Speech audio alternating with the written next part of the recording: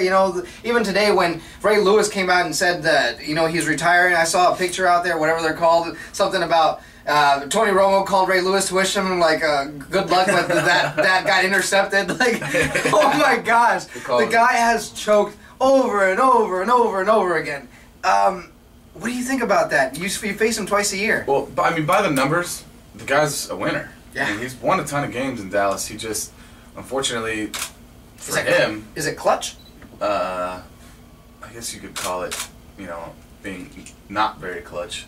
It just hasn't won the games when they the big games when they mattered. You know, when it's win or go home, I think he's 1-4, or was it 1-5? Really bad, really bad. Yeah. So, I mean, coming into the game with us, he had thrown like in the last 6 games like 15 touchdowns or 10 touchdowns or 15 touchdowns and 3 picks or something like that. His numbers were awesome coming into our game, like the last 6 games that they played, and he just didn't. I mean, yeah, he threw the ball. He threw 2 touchdowns, but he also threw 3 picks. It was just kind of one of those things where we were in the right place at the right time. We got, we got a couple bounces to go our way, and but you know that's what you need to happen against a rival, against a team that is bringing it on every down. Unfortunately for Tony, it just didn't work out for him. Fortunately for us, it didn't. But I can't take anything away from him as a player. He's still a great athlete. He's still a great quarterback, and he's still somebody that when you play against, you're worried that he's gonna, because he takes chances. He's always willing to throw the deep ball. He's willing to make mistakes on the run and just to try and make something happen. I'm not gonna call him Brett Favre, but he's a Favre-esque player. You know what I mean? He's a risk taker, and with guys like that, they're always dangerous because the second they get hot, I mean, they're hot and they're hot for a while, and so it's one of those things where you never want to let them get started. And we were I guess lucky enough to do that on Sunday. Absolutely. I love seeing that as a fan. I mean, I think this was a big one too. Dez Bryant? Yeah, only had 4 catches for 71 yards. Yeah, absolutely. After having like 10 straight games with touchdowns. Well, let's start there. Not Dez Bryant. Yeah, Dez Bryant, but those cornerbacks. Let's start there. D'Angelo Hall and Josh Wilson just had ridiculous. Josh Wilson interception. Mm-hmm. I mean, those guys played really physical, and they made a big difference in this game. This is a huge one too. Huge. Can I share something? On the defensive side of the ball, my favorite player, or whatever you want to call it, not my favorite player, but the guy who's really impressed me is Rob Jackson. Who hasn't Rob Jackson impressed? Yeah, Rob's impressed everybody. Who really saw Rob Jackson coming out and doing what he's done? In terms of creating turnovers, the guy has sticky hands. Well, apparently he played tight end at his JC too. He what? He played tight end at his JC before he went to Kansas State. Really? Yeah. Wow. So that's why he said he's got better hands than most outside linebackers. He's a big boy too. He's huge. The guy's giant. You don't think about it because you see the guy every day. But it was actually the Kevin O'Rourke show that we did. He was there, and standing next to a bunch of regular people. The guy's a giant. He's like 6'5". He's not a little guy by any means. But he's completely stepped up. But I mean, that's no surprise to any of us. The past couple of years that he's kind of been on and off the practice squad. He's given our offense fits in practice week in and week out over the past couple of years. So we weren't surprised to see. I'm not surprised to see Rob playing as well as he is. I think it's one of those things where finally the guy was given an opportunity and he's run with it, and I'm extremely happy for him. I think it's pretty impressive, especially since he's asked not only to fill just any guy's shoes, he's asked to fill Brian Orakpo's shoes, and he's done a phenomenal job. Ryan Kerrigan has also done really great. He went a little missing there, which was understandable, but there he is. I mean, it's pretty impressive. What were you gonna say? Do you have a guy like that? Oh, Fletch still impresses me every day. Every day.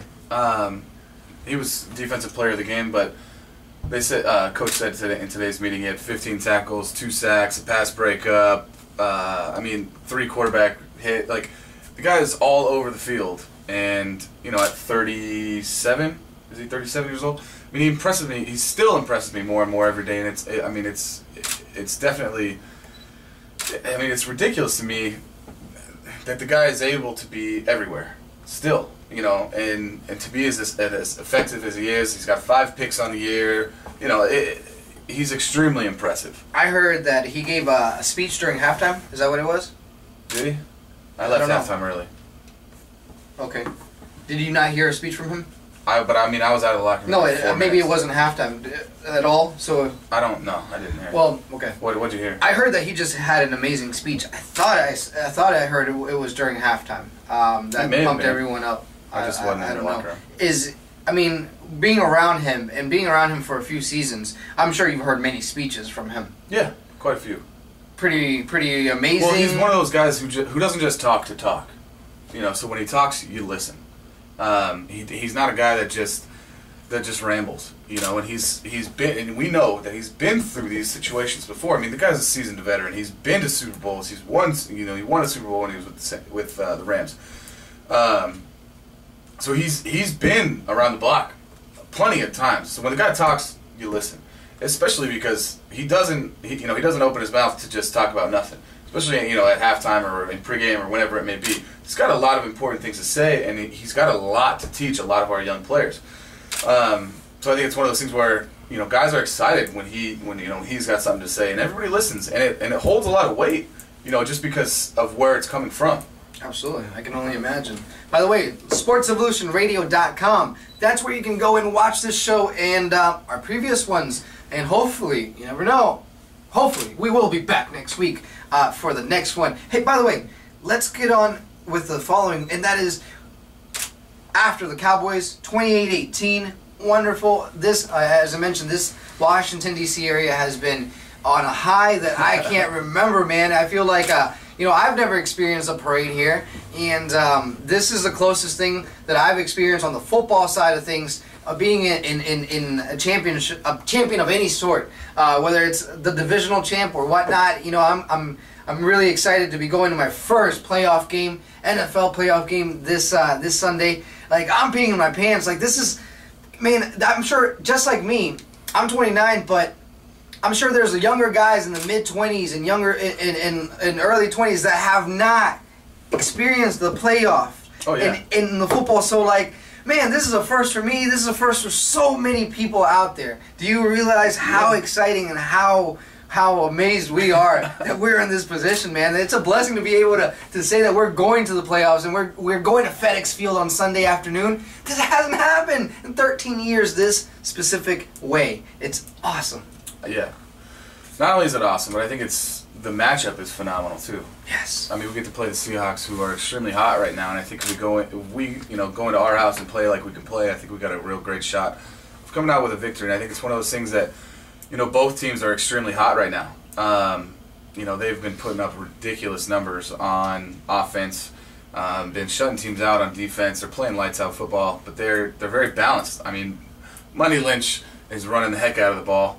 And Russell Wilson's making plays, over and over and over again. So, I think it's going to be a lot of fun to watch him and Robert kind of battle against each other to see who can make the most plays.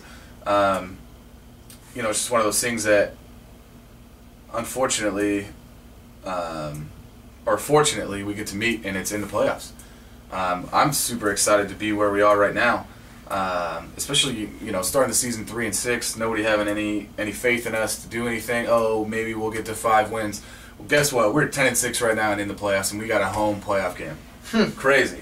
That's awesome. It's awesome. So I think everybody's excited right now, and we're just trying to take this momentum, into FedEx and get out of there with a victory.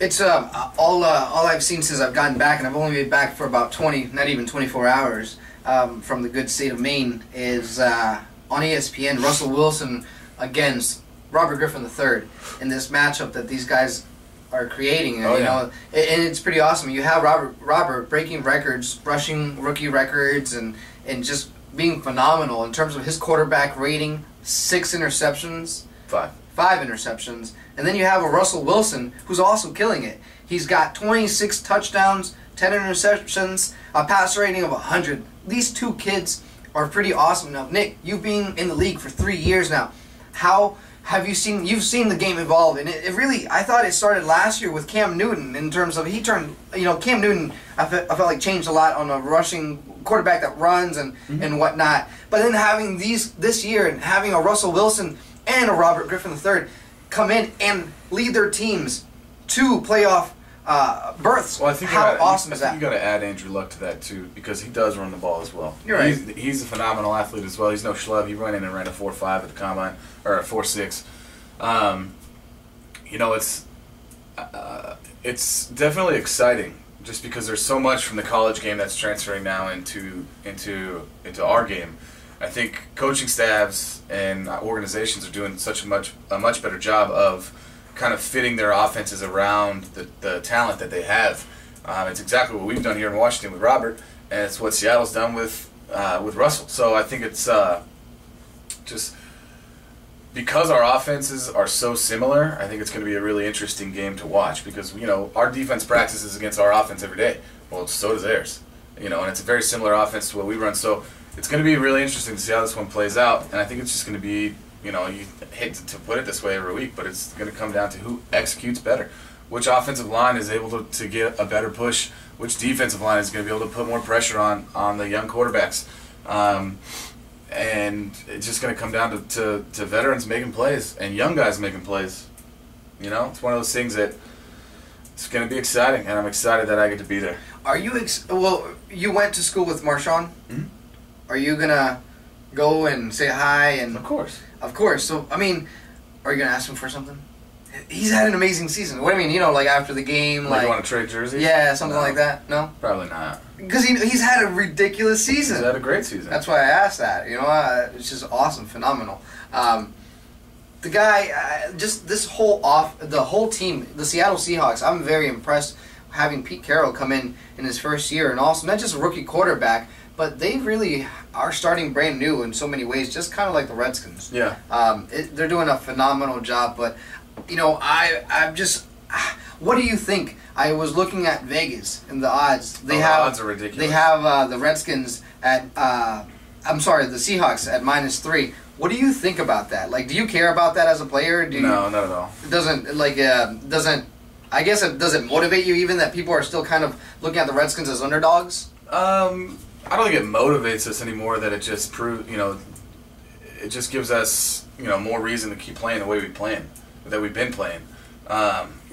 Every game we've been an underdog this year, and they've been must wins for the past 7 weeks. This is no different. We're going in, and this team is coming in extremely hot, so we have to put out that fire, and we got to do it quick. Same thing. Dallas came in hot too. Baltimore. They hadn't lost 2 games in a row in however many years, and all this other stuff.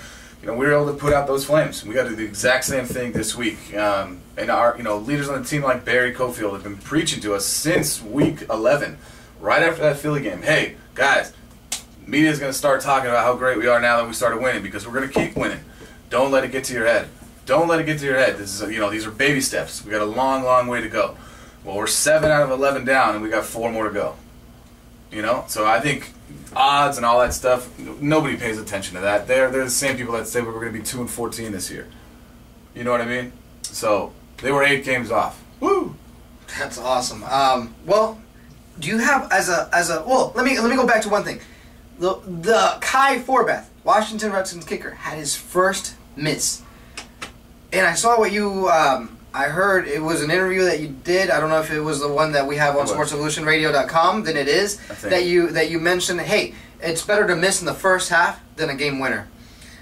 What are you guys looking in terms of this week? It was just one kick, gone. Next, moving on, right? Mm-hmm. What do you guys special teams? What do you have going on right now? Nothing changes. Nothing changes. It's one of those things where, as a specialist, you have to have the memory of a goldfish to begin with.